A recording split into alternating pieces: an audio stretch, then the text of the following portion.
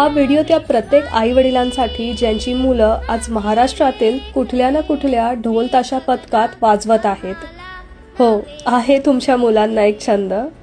पण हा फक्त छंद नाही, ही आपल्या महाराष्ट्राच्या परंपरेला जपण्याची एक जिद्द आहे. 20 ते 25 किलोचा ढोल कमराला बांधून भर पावसात तासनतास उभं राहून जेव्हा ते ढोल वाजवतात तेव्हा तो फक्त आवाज नसतो, तो बाप्पापर्यंत पोचण्याचा त्यांचा एक प्रामाणिक प्रयत्न असतो. वाजवू द्या हो त्यांना.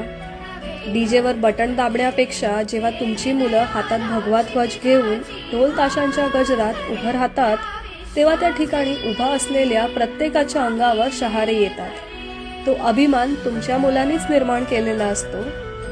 आणि जेव्हा तुमच्या मुलांच्या तोंडून एक जयघोष घुमतो ना, तेव्हा तो फक्त आवाज नसतो, तो प्रत्येकाला आपल्या संस्कृतीची आणि आपल्या इतिहासाची पुन्हा एकदा आठवण करून देत असतो.